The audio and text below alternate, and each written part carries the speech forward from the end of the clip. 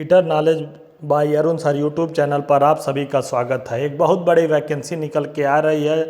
जो student ITI pass out हैं उनके लिए विद्युत सेवा आयोग यानी UPPCL Uttar Pradesh power corporation limited में बहुत बड़ी वैकेंसी सामने निकल कर आई है।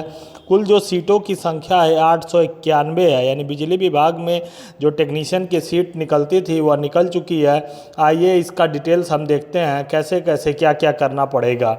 यहाँ पर देखिए लिखा हुआ है उत्तर प्रदेश का पावर कॉरपोरेशन लिमिटेड एवं उसके सहयोगी वितरण निगमों तथा Uttar Pradesh power transmission corporation limited के अंतर्गत समूह ग की रिक्तियों हेतु सीधी भर्ती के माध्यम से प्रतियोगात्मक लिखित परीक्षा सीबीटी यानी कंप्यूटर बेस्ड टेस्ट के द्वारा यानी सीबीटी कंप्यूटर बेस्ड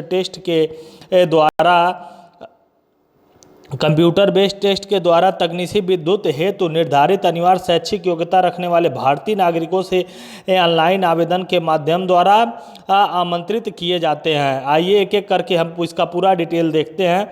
देखिए यहाँ पर लिखा हुआ है तकनीशियन विद्युत अनारक्षित यानी जनरल वालों के लिए जो सीटों की संख्या है 357 सीटें हैं। ओबीसी के लिए 241 सीटें हैं। एससी यानी अनुसूचित जाति के लिए 187 सीटें।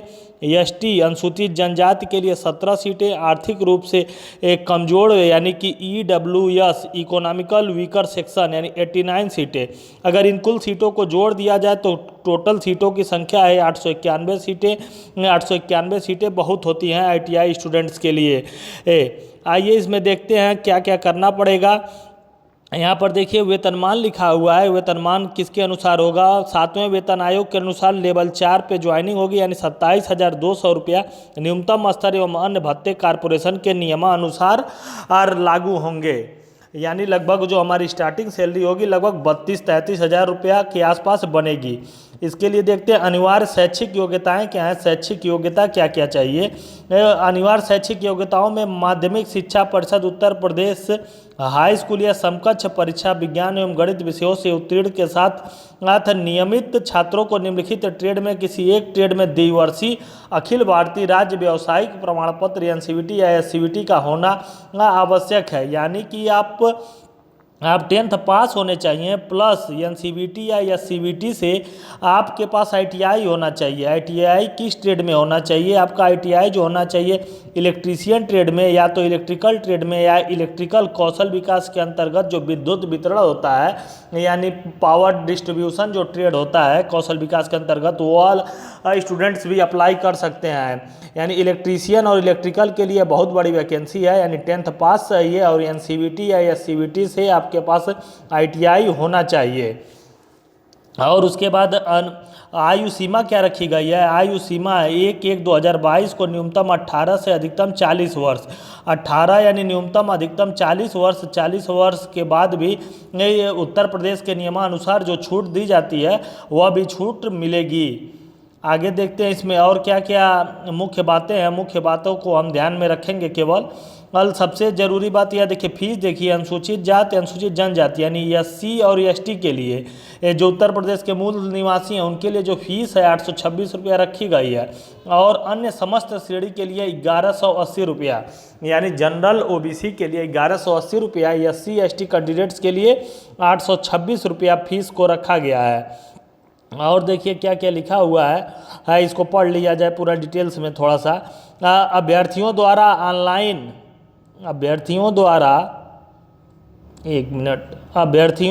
ऑनलाइन आवेदन पत्र पूर्ण करने पर लिखित परीक्षा में अस्थायी रूप से प्रोविजनली सम्मिलित किया जाएगा। अभ्यर्थी को मात्र लिखित परीक्षा में सम्मिलित होने से अर्हता चयन का अधिकार प्राप्त नहीं होगा।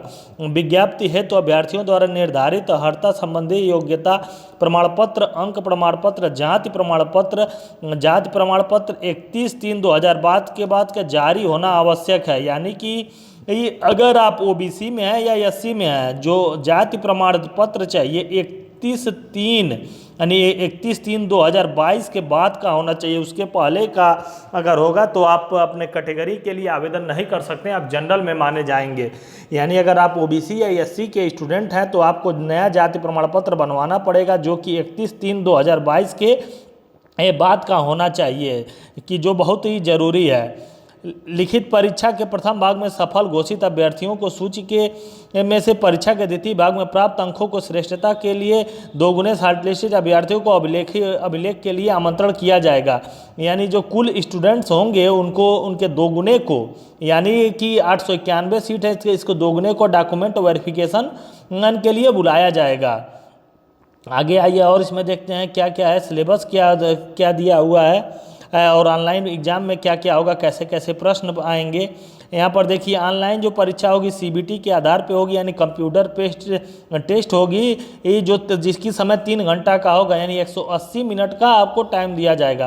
प्रथम भाग की लिखित परीक्षा नीलेट के CCC स्तर के कंप्यूटर ज्ञान से संबंधित वस्तुनिष्ठ प्रकार के प्रश्न पत्र होंगे, जिसमें 50 प्रश्न होंगे, प्रत्येक प्रश्न 1 अंक का होगा, अर्थात यह परीक्षा अधिकतम 50 अंकों की होगी।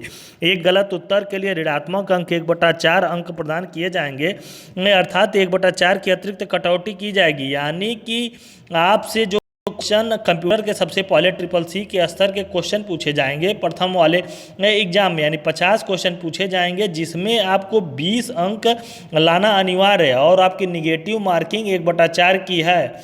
यह बात को भी ध्यान रखना है। अगर आप इसमें 50 में 20 से ऊपर पाते हैं या 20 पाते हैं, तभी आपकी द्वितीय वाला जो पेपर है उसकी कॉपी तभी चेक होगी। उसके लिए आइए देखते हैं उसके सिलेबस में क्या क्या दिया हुआ है। उसमें भी निगेटिव मार्किंग 1/4 ही होगी, लेकिन जो सामान्य अध्ययन यानी GK GS के जो प्रश्न है और तार्किक ज्ञान रीजनिंग के प्रश्नों की संख्या दोनों मिला के 20 प्रश्न होंगे और उसमें 20 अंक दिए जाएंगे। सामान्य हिंदी हाई स्कूल के स्तर का 15 प्रश्न रहेंगे और 15 अंक उसके लिए दिए जाएंगे। सामान्य अंग्रेजी हाई स्कूल स्तर का 15 क्वेश्चन होंगे, 15 नंबर दिए जाएंगे। यानी यह नॉन टेक्निकल पोर्शन 50 क्वेश्चन होंगे। तकनीकी विषय ज्ञान यानी कि आपसे इलेक्ट्रीशियन से जो क्वेश्चन पूछा जाएगा वह कितना पूछा जाएगा, 150। यानी टोटल नंबर ऑफ क्वेश्चन कितने हो जाएंगे, 200 क्वेश्चन होंगे, 200 अंक के होंगे। और इसमें यह भी है कि 33.5% अंक प्राप्त करना अनिवार्य है। अगर आप 33.5% अंक यानी कि आप 200 में अगर 67 नंबर से कम पाते हैं तो आप इस प्रक्रिया से बाहर हो जाएंगे। 200 में आपको 67 नंबर से ऊपर लाना होगा, तभी आप इस प्रक्रिया के योग्य माने जाएंगे।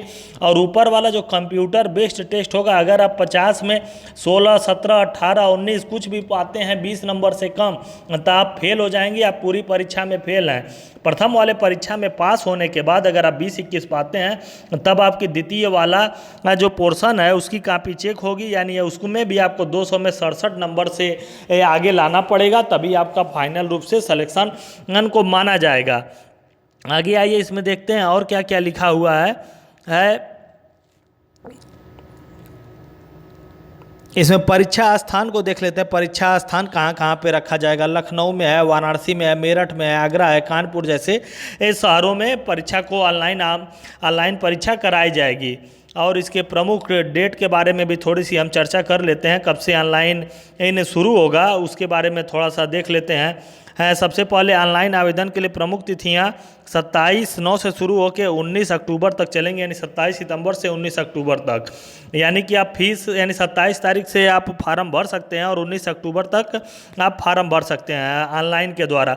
अगर आप ऑफलाइन को फीस जमा करना है तो आप 21 अक्टूबर तक फीस जमा कर सकते हैं। यानी कि कुल मिला जुला के यह है 27 सितंबर से फॉर्म भरना स्टार्ट होगा और कब तक चलेगा, 19 अक्टूबर तक फॉर्म को भरा जाएगा। 19 अक्टूबर तक फॉर्म भरा जाएगा।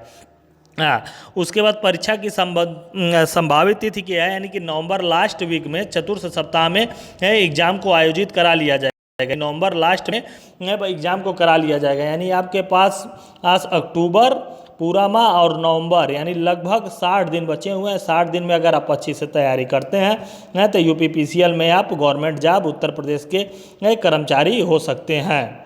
अगर अभी तक इस चैनल को आप सब्सक्राइब नहीं किए हैं तो सब्सक्राइब कर दीजिए और अधिक से अधिक इस वीडियो को शेयर करिए तथा लाइक करना ना भूलें।